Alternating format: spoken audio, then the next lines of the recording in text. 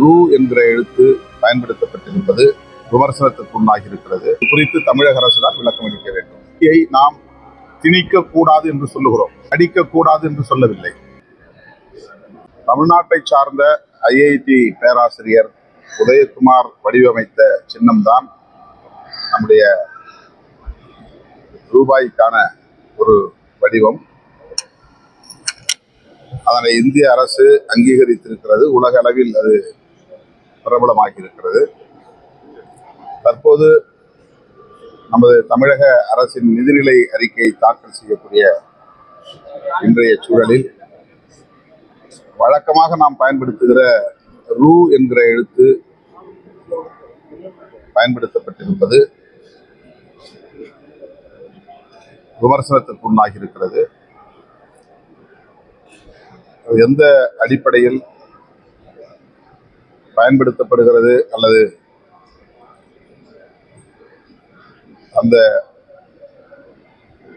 இந்திய அரசால் அங்கீகரிக்கப்பட்ட வடிவத்திற்கு எதிராக பயன்படுத்தப்படுகிறதா என்ற சந்தேகத்தை எழுப்பியிருக்கிறதே தவிர இன்னும் அதிகாரபூர்வமாக யாரும் அப்படி சொன்னதாக தெரியவில்லை. இது ஏற்கனவே நாம் பயன்படுத்தி வருகிற ஒன்றுதான். ரூ என்பது ரூபாய் என்பதன் சுருக்கம். பொதுவாக ரகரத்தில் தமிழ் எழுத்து தொடங்காது. அதனால் தமிழ்படுத்துகிற போது முன்னால் உகரம் ஊ போட்டு ரூ போடுவது வழக்கம். அவ்வாறும் இது பயன்படுத்தப்படவில்லை. வெறுமென பழைய நடைமுறையை அப்படியே பின்பற்றி இருக்கிறார்கள். இது குறித்து தமிழக அரசு தான் விளக்கம் அளிக்க வேண்டும். ராமதாஸ்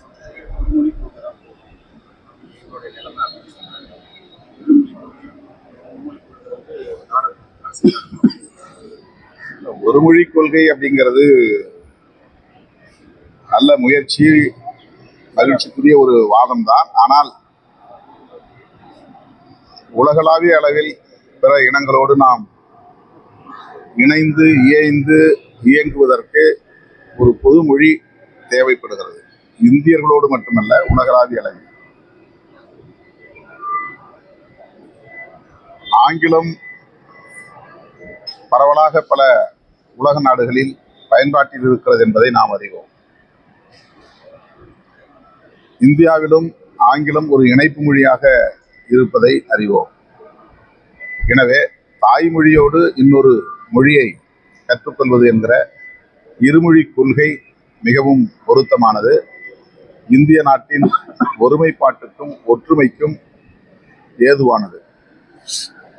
மூன்றாவது மொழி, நான்காவது மொழி, ஐந்தாவது மொழி என்று சொல்லுவது தனிநபர் விருப்பத்தை பொறுத்தது, ஆர்வத்தை பொறுத்தது, வேலைவாய்ப்பை நோக்கமாக கொண்ட அடிப்படையில் தேர்வு செய்யக்கூடிய ஒன்றாகும். ஆனால் இந்தியாவில் என்ன நோக்கத்திலே இந்தியை திணிக்கிறார்கள் என்றால், வேலைவாய்ப்பு என்கிற நோக்கத்தில் அல்ல, மொழித்திறனை பெருக்கிக் கொள்ள வேண்டும் என்கிற நோக்கத்திலும் அல்ல. இந்தியாவுக்கு ஒரே மதம் இருக்க வேண்டும் என்பதை போல ஒரே மொழி இருக்க வேண்டும். அப்போதுதான் இதை ஒரே தேசமாக உருவாக்க முடியும் என்பது டெல்லியிலே ஆட்சிக்கு வரக்கூடிய ஆட்சியாளர்களின் நோக்கமாக இருக்கிறது. அதற்காக அவர்கள் ஆங்கிலத்தை அந்நிய மொழி என்பதை போல ஒரு வெறுப்பை விதைக்கிறார்கள். இந்தியை இந்தியாவின் ஒரே ஆட்சி மொழியாக, அலுவல் மொழியாக, அனைத்து பயன்பாட்டுக்கும் உரிய மொழியாக மாற்ற வேண்டும்.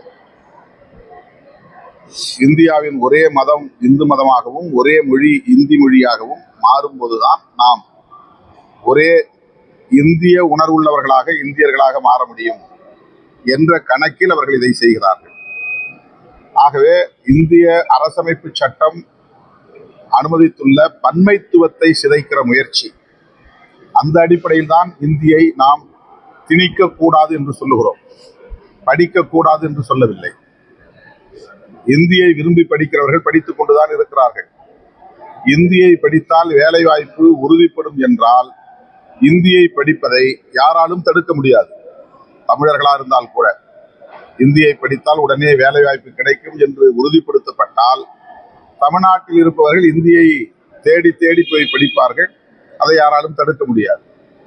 ஆனால் அப்படி யாரும் இந்தியை தேடி தேடி போய் படிக்கவில்லை, இவர்களாகத்தான் திணிக்கிறார்கள். எனவே இந்தியை படிப்பதால் வேலைவாய்ப்பு கிடைக்கும் என்பதெல்லாம் ஒரு மாயத் தோற்றம். அதுவெல்லாம் வெறும் கற்பனை கட்டுக்கதை. இந்தியை அவர்கள் திணிப்பதற்கு உண்மையான காரணம், எதிர்காலத்தில் இந்தியாவின் ஒரே மொழியாக, எல்லாராலும் பேசப்படக்கூடிய ஒற்றை மொழியாக இந்தி மாற வேண்டும் என்பதுதான். மத்திய பிரதேசம், உத்தரப்பிரதேசம், ராஜஸ்தான் போன்ற அந்த மத்திய பகுதியில் உள்ள மாநிலங்களில் தாய்மொழியை கடுமையாக சிதைத்து விட்டார்கள். அந்த பூர்வீக குடிமக்களின் தாய்மொழி சிதைக்கப்பெற்று அவர்கள் மீதும் இந்தி திணிக்கப்பெற்று இன்றைக்கு 9 மாநிலங்கள் இந்தியை பேசக்கூடிய மாநிலங்களாக மாற்றியிருக்கிறார்கள்.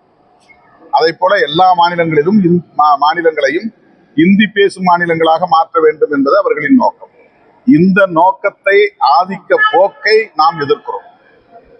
ஆனால் தமிழ்நாட்டை சார்ந்த பாரதிய ஜனதா கட்சி தலைவர்கள் ஏதோ அது தேவாமிர்த மொழி என்பதைப் போலவும், அது கிடைத்தற்கரிய ஒரு மொழி என்பதைப் போலவும், அதை படித்தால்தான் எல்லா வாய்ப்புகளும் கிட்டும் என்பதைப் போலவும் ஒரு தவறான சித்தரிப்பை உருவாக்குகிறார்கள். அது ஏன் ஏழை குழந்தைகளுக்கு கிடைக்கக்கூடாது, எல்லோருக்கும் கிடைக்கிற தேவாமிர்தம் ஏழை குழந்தைகளுக்கு கிடைக்கக்கூடாதா என்பதை போல அதன் மீது ஒரு புனிதத்துவத்தை ஏற்ற முயற்சிக்கிறார்கள். இதுதான் அரசியல் ஆதாயம் தேடுகிற முயற்சி. நம்முடைய எதிர்ப்புக்கு காரணம், இந்தியாவின் ஒற்றை மொழியாக இந்தியை ஆக்குவதை ஏற்க மாட்டோம். யார் மீதும் திணிக்கக்கூடாது, ஆதிக்கம் செலுத்தக்கூடாது, பன்மைத்துவம் பாதுகாக்கப்பட வேண்டும். இந்த அடிப்படையில் தான் இந்தியை எதிர்க்கிறோம். முடக்குவாதம், மூலம் உள்ளிட்ட நோய்களுக்கு சிறப்பு சிகிச்சை பெற ஸ்ரீவித்யா சித்தா மற்றும் வர்மா மருத்துவமனை, அரியலூர்.